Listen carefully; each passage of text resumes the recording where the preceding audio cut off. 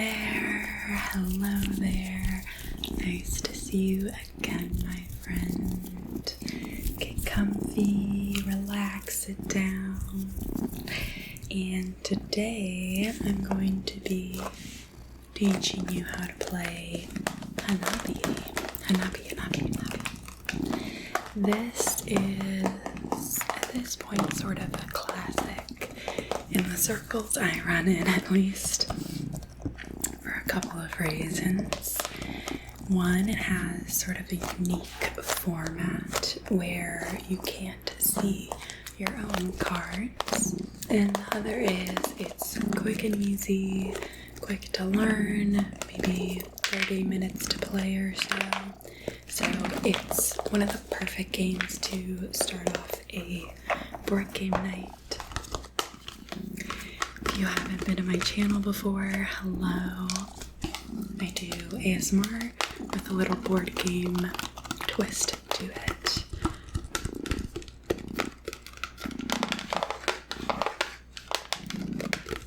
Hanabi is 2 to 5 players, and the goal is to perform a perfect fireworks show. So we're gonna assemble all these colors in ascending order, 1 through 5. So for each color you have to play in ascending order, but between the colors you can play any order you like. So you can finish the red one first, or green, or blue, or some mix between. And then we also can't play 2 of the same card. So let me set this up real quick and we'll jump into how to play.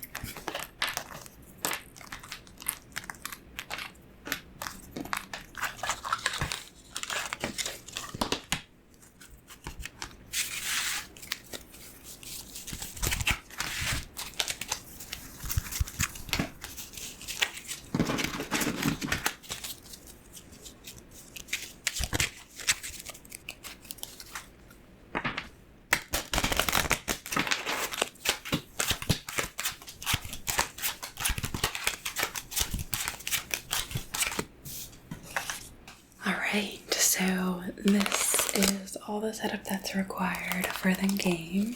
Each player won't be able to see their own cards. You can sort of reorganize them how you would like, or flip them upside down so the pattern's different on the back of the card. You can do a little bit of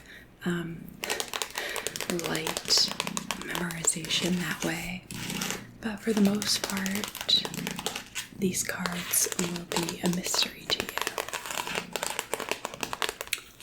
So I'll go over what a turn looks like. There are 3 things that you can do in a turn. The first one is give a clue. Second one is play a card. And the third one is discard a card. So for the first one, giving a clue, you'll spend one of these clue tokens, flip it over. These are shared communally throughout the group. This is a cooperative game, so everything's kind of done with the common good in mind. That also means that all of these tokens are communal to share. So to give a clue, you'll flip one of these over.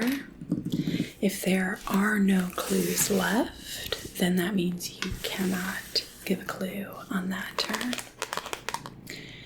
So a clue is a very specific directive in this game. So you can either give a color clue or a number clue. So first you'll choose which color or number you're going to tell a person about, and then in their hand you're going to point to all of the cards that fit that category. So if you're giving a color clue, like you have yellow cards, 3 yellow cards, you will point to all 3 yellow cards that are in their hand. So those are the only types of clues you can give to your team. You can't exclude cards, so if you really want them to play a couple of white cards, but not all of the white cards, you can't just point out the ones you want. You have to give the clue for all of that person's hand. So that's how clues work. And then, like I mentioned, if that person wants to sort of reorganize their hand a little bit to make it easier for them to remember, they can do that. The second thing you can do on your turn is play a card. So maybe if they told me that I have a 1, or if I was just feeling gutsy, which is honestly a big part of this game, I could take a card and place it in the center. So as we're playing this game, there'll be kind of these rows that build up. Let me make a few real quick. The playing field might look something like this, where we have some yellow cards in ascending order, green cards, red cards, kind of all in different steps along the way. There's 5 color cards in total, so there's also white and blue. And if you play with the extra rules, there are rainbow cards as well. So if you're playing a card in this situation, you'll just toss one down. You don't have to specifically place it where you think it will go. You just place it in the field as a played card. And if it's a playable card, then you'll put it wherever it needs to go. So in this case, it's a white one. I'm going to start a new white pile for those fireworks. So in order to determine if it's playable or not, if the card is the next number in that sequence for that color, then you're good to go. So if I played a yellow 4 or a red 2, etc., I'm good to go. If it's a duplicate or if it's skipping a number, so if I played like a yellow 5, then that's not a playable card and you have to discard it with no benefit. If you play a card that's not playable, that will take up one of your 3 strikes. So there's this little bomb fuse over here. You'll take the top one and discard it, and you can only have 2 more mess ups before the game ends and you fail your fireworks show. So you might think that's pretty high risk, you know? If you play a card, you're going to want to know 100% what it is. But in this game, it's very rare that you'll know 100% what your card is. So a lot of this game is taking sort of calculated risks. If you don't take any risks, you're absolutely not going to win the game. So it's balancing kind of what you don't know. You're never going to have all the information. So there's a lot of times where you toss out a card, you hope for the best, you don't know what it's going to happen. After you've played a card, you'll draw it back up to a full hand. My legs are so asleep, but Buddy's asleep in my lap, so there's nothing I can do about it. He takes precedence. He's been having a tough week, and we had to talk to the vet about a lot of things. He's okay, he's doing fine, he's just an old guy. Gotta take his meds, gotta take care of himself, so that includes taking very long naps, getting some good REM sleep cycles in. The third thing that you can do on your turn is discard a card. The benefit to discarding a card is you get a clue token back. So one of the ones that you had spent, you'll put it back in the pile to use. The other reason why you might discard is, you know, if you have a duplicate card or you need to refresh your hand a little bit, things like that. There's a few different strategies that you can take, pretty much the most important part of this is you just have to state before you put the card down if you're intending to discard it or if you're intending to play it. You can't just throw a card down and then after the fact say that was supposed to be a discard or that was supposed to be a played card. So you'll discard a card, draw a new one, and get your clue token. So those are the 3 things you can do on your turn. Turns will be fairly rapid since you're just doing one action. It'll kind of go from one person to the next very quickly. There is a little bonus if you finish a color of firework. So you play all the way up 1 through 5. Then you get an extra clue back for finishing a firework. That's how gameplay will work. Like I said, it's pretty quick to pick up.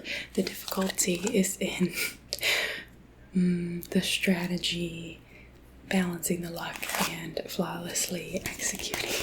So the game will end in one of 3 ways. First one is if you have discarded the 3rd fuse token, revealing the explosion, that means the game is done and you've unfortunately lost the game.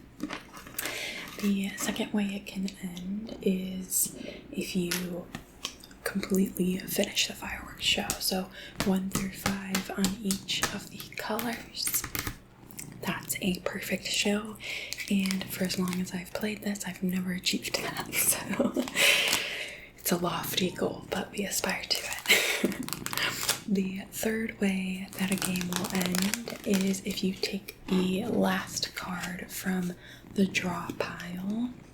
Then each player will play one more turn, including that player who drew the last card, and then the game is over and you'll count up your score. So essentially the score at game end is just how many cards you've played. So if we stopped here, I would have 4, 5, 10 as the score. And in the rules, they kind of tell you what a good score is or not. Because it's a co-op game, you're not competing against other people. So they kind of give you benchmarks. So 10 is mediocre, just a hint of scattered applause. If you get all 25, that's a legendary. Everyone is left speechless with stars in their eyes. So that's how you score it, and that's pretty much the whole game. The next thing that I'll go over is rule variations. So there's a little bit of mixing up of the rules that you can add in once you've played this a little more. If you want to make the game a little more tricky, they give you that option, which I usually don't do. But you know, sometimes you're feeling bold. So most of these rule variations will include these rainbow cards, which is an extra set. So first things first, we will shuffle in these rainbow cards into the deck. So the first option is you can treat the rainbow cards just as another suit. So they would go in their own row, separate from the other firework colors. The second option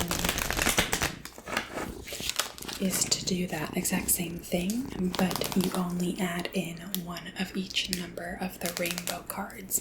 So that makes it extra difficult to complete that firework. Here's Buddy. He has a little soft cone on. Don't make fun of him. Here he goes. Oh, thank goodness. My feet were so asleep. So that's the second rule variation that you can do. The third one is sort of like having the rainbow as a wild suit. So in the first two options, if you're giving clues, you would say you have 2 rainbow cards here and here. In this option, you cannot give rainbow clues. Rainbow cards are included in other color clues. So if you want to give a clue with 3 green cards, that count has to include the rainbow card. So that actually kind of makes it more difficult to guide people to what the rainbow cards are. And it also means they might mistakenly play a rainbow card as a green card or something like that. The thing that makes this worse is the rainbow card is not a wild card when playing it. So it's still its own suit in its own column. You still have to play it correctly. It can't sort of sub in for the other colors. So if you play a rainbow 2 and you needed a rainbow green, you can't put it in the green column. So those are the rule variations to make it a little trickier if the game is not hard enough for you. Now I'm going to show you how to set up the game. So the rules are very quick, but we'll go through them nonetheless. So you should have 8 clue tokens that will all start face up. And then you'll have these fuse explosion tokens, and you'll place them to the explosions at the bottom, the shortest fuse, and then the longest fuse is on top. Then, depending on what rule variations you've decided on, you'll either take out or put in some of the rainbow cards and give it a good shuffle, and then deal out everybody's hands. So the hand size will depend on the number of players. So for 2 to 3 players, you'll each have 5 cards. For 4 or more players, you'll each have 4 cards. And then, as always, they have a fun little rule for who gets to go first. The person with the most colorful clothing, which I think is kind of cute, because then it'll hopefully be different every single time. Although, if I'm playing with my punk goth friend, I might always be going first. That is Hanabi.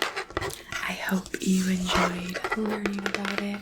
If you did, stick around. I have a whole lot more board game and non-board game ASMR videos. Very chill and cat related half the time.